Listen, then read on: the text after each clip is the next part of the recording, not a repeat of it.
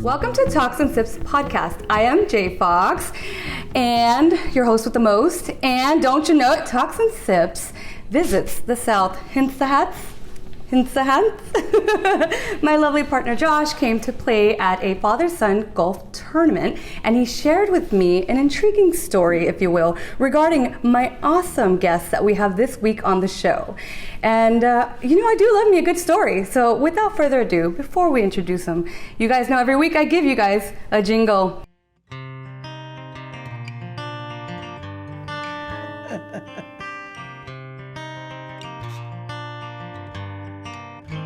We practice law, no one can tell us we're wrong. Searching for facts on Google.com, both of us knowing law is a battlefield. Hey guys. That was beautiful. Nice job. Oh, and we also have a live studio audience. You guys can say hello. Hello. So who are you guys? Let the camera know, everyone. You go first, babe. I'm Dan Taylor, Josh's father. That's his father. And I'm Ann Hamer. I'm Dan's law partner and girlfriend.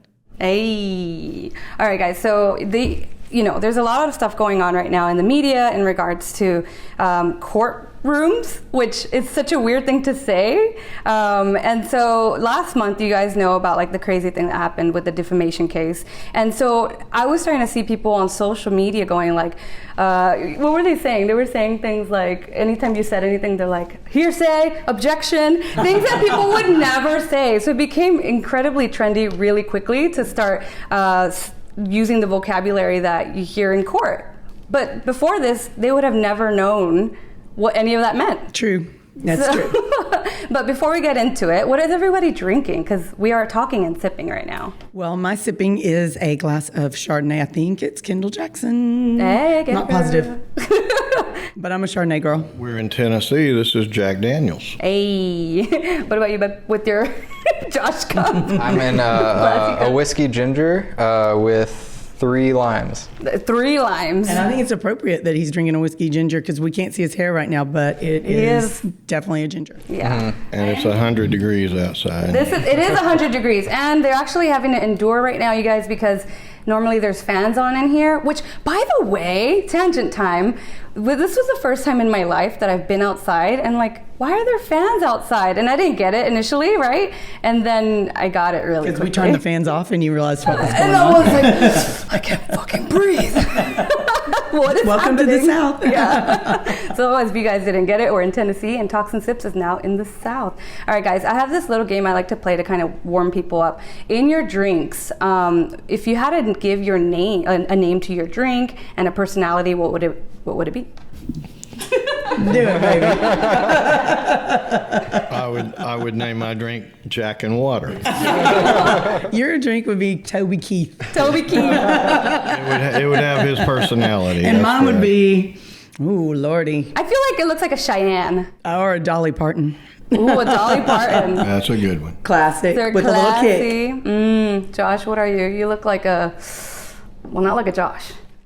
That's a good question.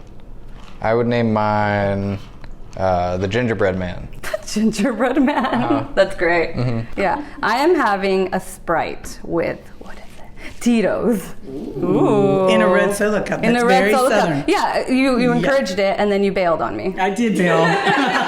She was like, we're all going to drink out of red solo cups. And then she was like, no, we're going to be classy. Yeah, sorry about that. Well, that's cool, guys. All right, so in preparation to know more about your world and not just be here and be like, duh, what are you talking about? I did go into the World Wide Web and I kind of had my mind blown. So here are just a few things that I figured out. And you guys can tell me if the internet is full of it or if it's fact.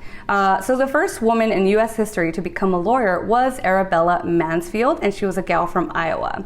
And apparently she had to sue the state bar of Iowa in order to sit for her bar exam, a privilege that had been exclusively reserved for males only at this time. She was born in 1844.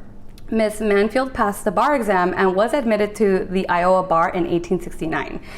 At this point, the law had always been upheld as a province for men only. Women began to study and teach the law during Mrs. Mansfield's era because so many were called off to the Civil War.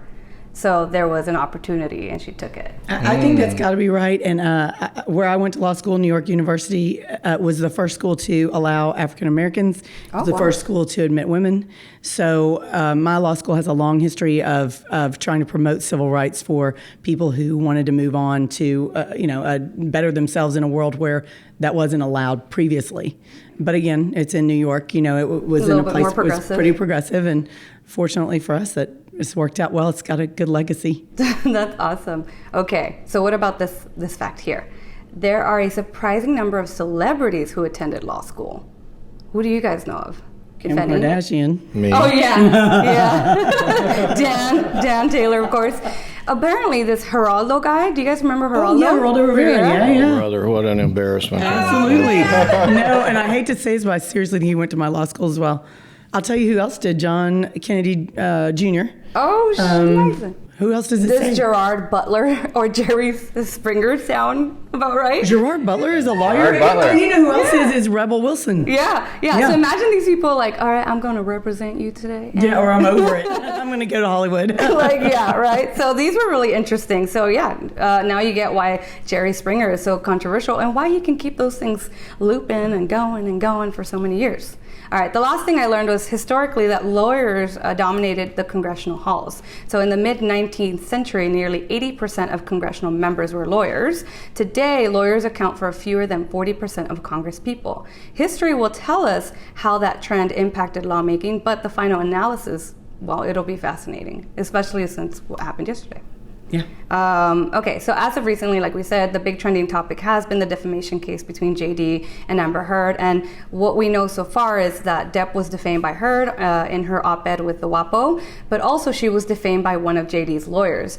JD was awarded $15 million in compensatory. Thank you. And punitive damages, but the judge capped the punitive damages total in accordance with legal limits for a total of $10.35 million. So my understanding is that you guys are divorce lawyers, right? And this was a defamation case, making it just not exactly the same. It's different. But what I did realize is that, one, now all of their lawyers are celebrities, which that's weird and new, right? Yep. It gave normal people, like I said, a look into how law is practiced. And now they're trying to say things like, overruled for no reason. And then lastly is that you never think of like court cases being trendy, but now they are. So how does this affect you guys, that you guys are, actively practicing and all that? How does that affect you guys? I will say this, even though the Depp Heard trial was not a divorce, it exemplifies what is so hard about divorce work for both lawyers and for judges, or in this case, a jury. And that is, most of what goes on in this kind of case is behind closed doors. So it is one person's word against another person's word. And the judge or the jury has to decide which person they believe, or they don't believe either one of them, which is possible. Yeah. And that's what's so hard about divorce work, is trying to prove your side of the story when it's just your client's word against the other client's word many, many parts of the time. Well, and one thing I think Dan and I always try to explain to our clients, but they have a very hard time understanding it on occasion. Everything you do, even when you don't expect a divorce to be coming down the pike, even when you think your relationship is all fine, the other party may be recording you. And I think we've learned that texts, or saving recordings, your text messages. Emails. We were talking about the recording where she was on the elevator in the apartment building. Oh, yeah. These things are recorded now, and you can't escape it. It's going to come out, especially when both parties have money and can go and find the evidence. Yeah. So that's something that I think the average American needs to look at and think, wow, I'm leaving a trail constantly with my texts. Everywhere. And they don't go away. I mean, we do have good private investigators who can do the forensic work on a computer, on a phone, and pull all that back up if there's just, especially everybody, the cloud, that's not safe at all. Right. And your spouse could be downloading everything because you share the account. So you just need to be careful. That's, I think, what people got a big takeaway from on that. On that case? Yeah. I had shared with you guys a few days ago that I had an ex-boyfriend because I'm a heavy sleeper, and he can attest to that. I'm like... just like that. And I feel like this kind of, it's all like, there's just like a level of intrusivity there. Like he would put my phone, because of the face recognition, and like wake it up while I was asleep to go through my phone. Yeah. And that just kind of reminds me of that, like how he was drunk and she'd have like these audio experts of him like slurring his words, and it's like, bro, like what's you don't know. How are you already, I guess that feels preemptive a little bit to me. Like, how are you already expecting to have, like, a locked and loaded gun to hurt someone that you're supposed to love? Yeah. Like, why are you looking for evidence of something that... I think that was part of the problem with her credibility with the jury, is why are you constantly recording the man you're married to and you love doing, jerky stuff, but clearly just drunk, mean stuff, not something that she really needed to be preserving evidence for. Yeah. I mean, the two of them treated each other the same way. But he wasn't recording her. He clearly wasn't thinking in terms of, one day I'm going to need all this. And I think part of her problem was she was. And that's how it came off to the jury, that she had kept evidence for a reason. Right. Or manufactured evidence sometimes for a reason. Was the topic of this case something that was being spoken about between your colleagues on a regular basis? Was it creating things that you guys have to be like, I didn't consider that. Maybe this is something I consider for the next case or anything of that sort? Most of my colleagues were ignoring that circus. Good. Their attitude was not my circus, not my monkeys. Because we see it all the time. Yeah. It wasn't a surprise to us. We have our own circuses. Yeah. It's a different version of that circus. Okay, so you guys actually... Josh was mentioning that you guys met in court. We met on a case. So that's juicy. We liked it. We did meet on a case. Yeah. Straight out of Spencer Tracy and Audrey Hepburn. No, Aubrey.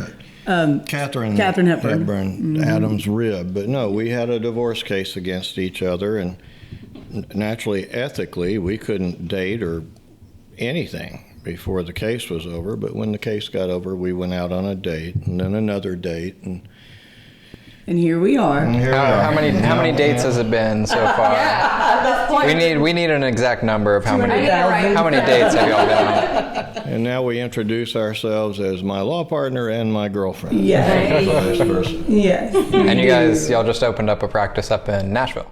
We did, yeah, absolutely. So we've got a Memphis office and Nashville office. We're law partners in Memphis and just colleagues in Nashville. With different firms in Nashville. Okay. Thus far.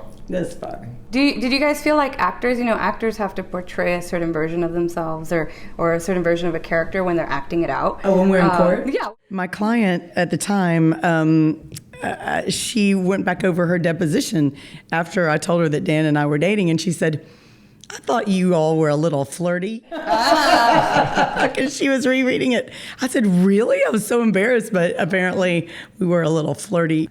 I guess we were a little flirty. Anyway, that was long after the case was over. Well, we couldn't help it, honey. The attraction was there, we just didn't know it. So now we work on divorces together. That's awesome. I love that. It's a lot of fun. It actually has made a lot of fun. She sometimes helps me understand a point of view from a female side that I'm just not equipped to understand. Yeah.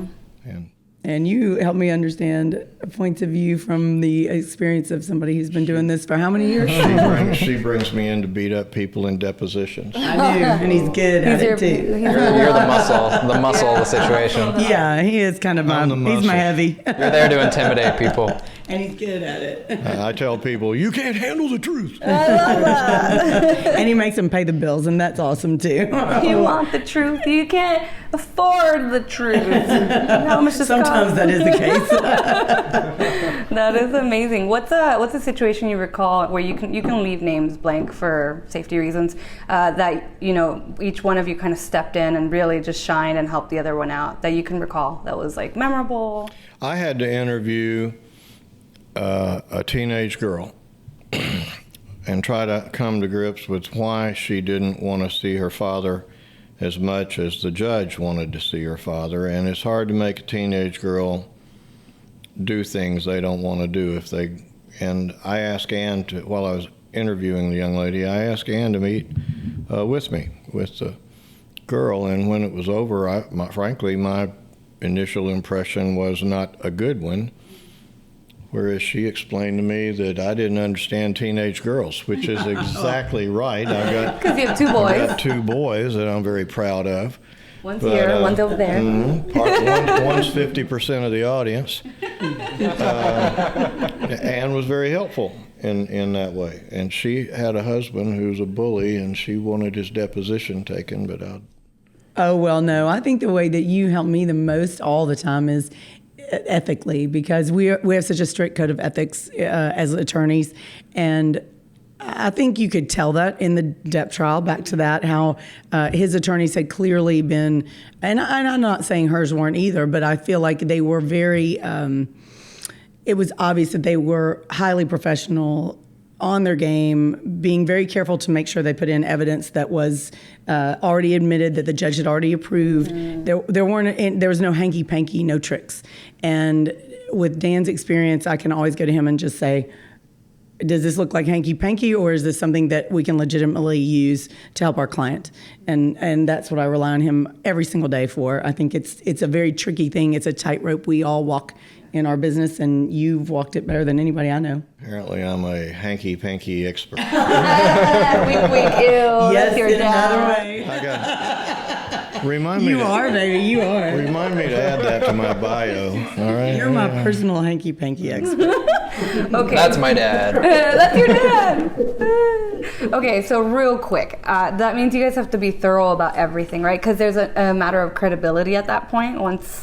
If you're not thorough, things slip. Absolutely. Yeah. And, you know, the other thing that is, I think, a national takeaway from that Depp trial is the woman who was Johnny Depp's lawyer who did a lot of the cross-examining. Yeah. And all the young women are obsessed with her right now. And I think she did such a good job of showing what it's like to be in control. Yeah. And also calm. Camilla. The young girls in my high school daughter and her friends are just obsessed with her, and I think she's such a good role model for lawyers, even like me, to see somebody in court in control, using a modulated tone, being 100% prepared. That's something that we struggle with all the time. You know, just being able to, and she had to do it on national television, international television, and his other lawyer did too. I mean, this isn't just a sexist thing. His other lawyer did a great job, but very professional. I do want anybody that's watching this to know that real court and real lawyering is nothing like television lawyering. It's nothing like television law shows. You don't just grab a file and a partner tosses it to you and say, hey, here's a murder trial. You got 30 minutes to get ready for it. Yeah. It's hours and hours of preparation. Ann knows I've always said I love being in a courtroom. When the judge says, okay, give your opening statements, I'm more comfortable in that courtroom than I am in that den in front of the fireplace. But the days and weeks and sometimes months of thinking about everything that could go wrong and making sure you don't miss anything that the other side's going to think of, frankly, is nerve-wracking, and I hate it. Yeah. But it's what gets you into a courtroom. With your evidence lined up. And you win. Yeah. I like winning. I mean, yeah, absolutely, as you should. Yep. That's great, our guys. goal. As Josh and I found out in the golf tournament this weekend, losing sucks. Oh boy, that was tough. You did it! But we all survive. That's what we tell our clients too. You will get through it. You know, nobody goes out in their life. I remember somebody saying something to me one time about, they thought women would think, I just want to get married to somebody wealthy. And I said, I'm pretty sure there's no little girl in the world right now playing with Princess Barbies thinking, I can't wait to get a divorce and a big house. Oh, yeah. No one thinks that. And I know Amber Heard didn't think that when she was 5 years old either. You know, the world just throws you curveballs and you deal with them, and then that's where evidence comes in. Right. And so I there think- has to be support for the emotional trauma. Yeah, absolutely. Who was that writer from Atlanta, Georgia? He's been married 4 times and divorced, and Tom Wolfe? he wrote in his papers. He said, the next time I want to get married, I'm going to go find a woman I don't like and give her a house. Oh my gosh, that's funny. I think I've heard of that. That's great. So, are you being honest with me under oath that that's how you guys met? Trust me, I'm a lawyer. That's like a terrible I have a button that says that. Trust me. All right, no, I'm going to tell you what else happened. Okay, what else happened? Is that the first time I knew we had a case together, I went over there and I said, hello. And I said, we've got this case together, and I'm so excited. That's going to be met we were at a big and this dinner. is crazy. We were at a big dinner for dinner. a bunch of judges. And he ignored me totally. He even looked at me like this, and he went, okay, great, yeah, thanks. And he walked right off.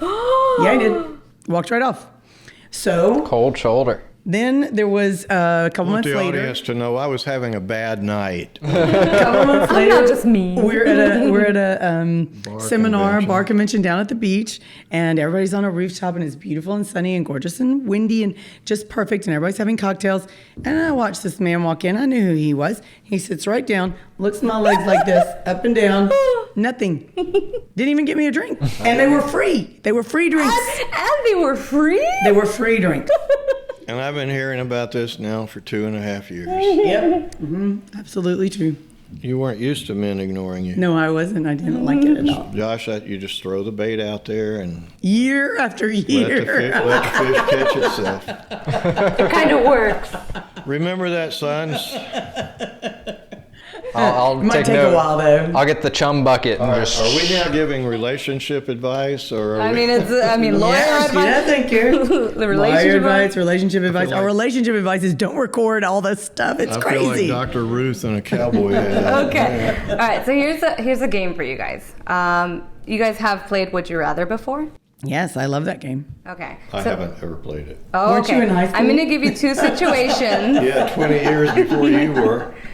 20. I'm going to give you 20 situations. Oh my God. I'm going to give you two situations to choose from, and then you guys can delegate or whatever lawyers do amongst yourselves. So, would you rather take on or would have taken on Jeff Bezos and Mackenzie Scott $38 billion settlement split, if you will, back in 2019? And just so you guys can know a little backstory, in 2019, this was the most expensive divorce settlement in history. After meeting while working at a hedge fund, blah, blah, blah, they met. And so then she was like, you're gross. And he was like, I want babes. Immediately making her... Basically, this made her the fourth richest woman. The divorce pushed Scott to the forefront of the wealth stakes with a net worth of, she became $61.2 billion richer. And however, in trademark style, she has now given most of She gave a lot of it away, yeah. Would you repeat the question? Yeah. Would you want to represent them if you had to, or represent Tiger Woods and Ellen? Elin.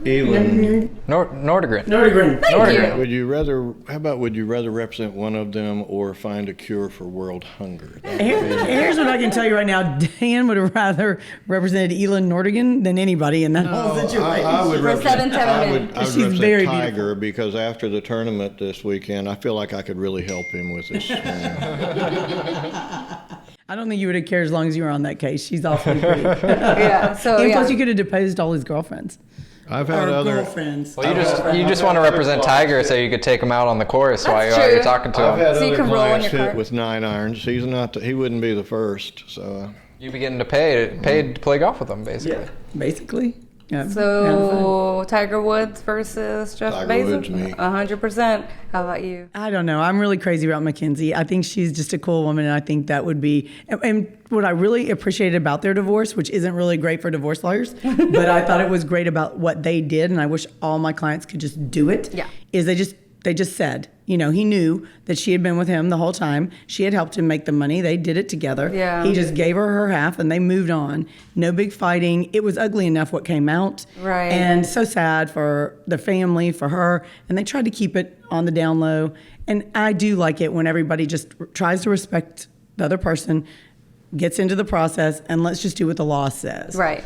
It made a lot of sense. And now she's living her best life. Yeah, and helping a bunch of presumably he is people. too, flying into space. And Flying into not a lot of not a lot of horrible. I mean, who gets to say, yeah, my ex-husband literally left the planet? Yeah, he said that. It's a good thing. So I think that one would have been a good one to handle. They just seemed like they really handled their business the right way. Tiger Woods, nine iron. So in that imaginative state, you guys would have met again in that court. You think Jeff Bezos has a good golf game, Dad? I That's a great I question. bet he can afford to buy one. Is it like in The Matrix when they plugged Keanu Reeves with the knowledge to do everything? He's just I think like, it's kind of like that. I'm going to yeah. pay for the knowledge to be a great golfer, thanks. And fly to space. It is possible for us to have a divorce case against each other. Highly unlikely, but it's possible if whatever her client and my client said, okay, we both think y'all will fight Fair. like cats and dogs anyway. Yeah. So We'll pay to see it, if literally. they both Watch it, just to watch if they both it. waived the conflict, we could do it. But We wouldn't enjoy that, though. We like working together. I would beat you like Oh. a rented mule. Come on now, bring it. I think you guys would raise the city to the ground. Bring it. And there goes Memphis. Bye. All right. So there's this last segment that I really like to do with my guests. It's called Sips of Judgment. And so I kind of have the 3-tier system. So Sips of Judgment is I look for things around the web that are just outlandish sometimes. It's okay. It's fine, stop. It's fine. So basically, house. it's his. We're in True his enough. house, so this is fine. It's my house, my blinds, my windows, My son. my girlfriend. Oh, is that how it's going to go? Yeah, spicy Chips meatball. Oh, Like you're sips. sipping on Yeah. something. So basically, it's a tier system. So is when you're like sipping profusely. You're like, oh man, that's rough. Or a gulp. Okay. Or Don't say anything. Don't spit. Don't I say know, anything. I know he's thinking that. Okay. So I'm just gonna read a few little things that I found on the internet. All right. Do you want to be? You'll be attorney, and I'll be witness. All right, so the date of contraception. Conception. Of conception of the baby was August 8th. I'm a witness. Yes. And what were you doing at the time? Getting laid. Okay. Okay. What kind of sip would that give? Need. Let's see. Okay. Oh, you made her snort. All right. Again, you're attorney. I'm witness. Okay. How was your marriage terminated? By death. And by whose death was it terminated? Take a guess. Okay. All right. This one's good. You're gonna like this one. I've seen these. A lot of these are actual written down questions Yeah, and from real answers from trial. court reporters Yeah, from real trials, and you just wonder, what is the lawyer? Thinking. Yeah. Yeah. Ready? Are you sexually active? No, I just lie there.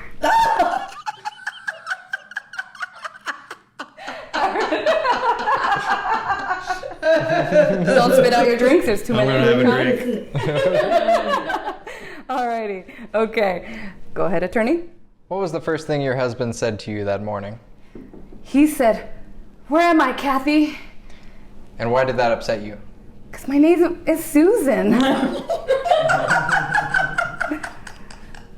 And that's all I got for you guys. Oh, I love it. Well, I will tell you one thing about the Johnny Depp trial. Of course, all the lawyers that I'm friends with, we were all dissecting it constantly just Yeah. because it's fun, right? Mm-hmm. And I said, I cannot believe how unprepared some of the witnesses were. They would just get on the stand and they would act like idiots. And I think, did your lawyer even go over your questions? I mean, just go over the questions. Yeah. That very week that I said that out loud to someone is the week that my client got on the stand and said there's so much stupid. I had to stop, and the judge made us take another day for a hearing because he said, you don't have your client prepared. And I'm like, I did have my client prepared. I don't know what happened. It's karma. You just better not make fun of another lawyer for not getting their job done before you know your client will just disappoint you as hard and as embarrassing as they can. And it's like melting into her chair back there. It was, I knew it was coming. I shouldn't have opened my mouth. So, Oh my gosh. Well, you it live and happens. learn, for they'll sure. They'll say goofy stuff, and you just got to go, moving on. Oh, I can fix this. I can put a Band-Aid on this somewhere. Well, yes, you try. All right, guys. Well, thank you guys for coming on to the show. I really appreciate you. Thanks for having us, and thanks for coming to Tennessee. We're so glad you guys were here. Yeah. Thank you, Loved audience. it. Yes, thank you all, our audience. Is bringing something right now. We almost melted, but we survived. It's okay. But before we go, I like to, in the old seasons, I would always kind of prepare a question to give to the audience, but then I said, I'm done, I'm retired. Now it's your job as a guest to do it. So what would you like more people to talk and sip about? What is something that's pressing to you? It doesn't have to be about the... Well, obviously, it's going to be Roe v. Wade. We've got to start talking about that. And we need to talk about it all the time. And there's our baby. Everybody meet my blue healer, Jake. Go ahead. No, I'm good. I think I just said it and What would we moving like on. people to talk about, Yeah. think about? Yeah, you want people to be just active I would love for thinkers. this country to be able to disagree without being disagreeable. I have friends that are rednecks from as far red as you can get a neck, and I'm fairly moderate to liberal, but I can have good conversations with them and share ideas. I'm just sick and tired of this country acting like if you don't agree with me, and lawyers act that way too, and they drive me, the ones that do, not all of them. I wish we could just all talk and disagree without deciding we don't like each other. Right, and immediately light each other's houses on fire. Let's not Jake, burn it down. you are the star. He is the star. All right, well, we did make sure, because earlier I did say you did it, and you guys did do it. You guys were out there in 100-degree weather in Tennessee. Now I understand why you guys need to have a fan outside. Yes. I learned the hard way. And it's not always this hot in June It's in not. Tennessee. We're sorry about This is that. very unusual. We did it. We did it! You did it! Let me come over here. And it's an ice cream cake, so y'all have like 2 minutes to eat We it. have 2 minutes to eat it, yeah. We bought the cake and we were like, we don't know if they're gonna win or lose. So they did it. You did it. You did. The real win though is for Dan to have both his kids in town all at once. Absolutely. And his fiance and his girlfriend, who I'm crazy about both of them. And we've had a great time here. Thank you guys for having us. Well, thanks for coming, guys. This was super fun, Jess. Thank you. Yay! I'm glad this all fit on a carry-on. Yeah, it's kind of unbelievable, but great. So I'm just doing a few thank yous and goodbyes as we wrap the show. So one, I'm going to say thank yous to Sent to Destroy Studios with Chris Bonifay for having me on in his studio every single week in Hollywood. My music producer, Benny Martinez, for providing the little guitar track that you guys heard right now for Love is a Battlefield. Creative producer, Joshua Taylor, always being here with me, helping me out. He's like, that gag worked, that doesn't work. Some extra equipment with, that was provided by Ted Lee Jones, visual graphics by Eric Ayala, and my beautiful guests, Dan Taylor and Ann Hamer. Is that right? You got it. We will be signing autographs later. The You want to go out? the dog, everything. It's chaos in here. Yeah, the grandfather clock's going off. We're Every next. 15 minutes. Okay, anyway, last but not least, thank you, listeners, for tuning in every week. Make sure to catch the weekly Patreon for only $5 buckaroos a month. Yes, that's a quick cup of coffee and 1/4 of avocado toast. You can support your girl. You can buy toast. You can support me. Also, what else am I saying? Oh, yeah, become a patron. Okay, and make sure to follow Ann Hamer1 on Instagram if you want to get more, what am I saying? Get more law Life legitimacy action. Yes. And her website, annhamerlaw.com, if you need to get divorced soon. Don't forget to follow the poll. What am I, chopped liver? You didn't tell me your website. Tell us your website, plug. Taylor Bean and Hamer. TaylorBeanLaw.com. .com. TaylorBeanLaw.com. No, it isn't. It's Taylor Bean and Hamer Law.com. They're figuring it out. That's okay. Together now. TaylorBeanHamerLaw.com. Well, now you know. All right, guys, that's been the show. Thanks for tuning in. Bye. Goodbye. Tip my hat.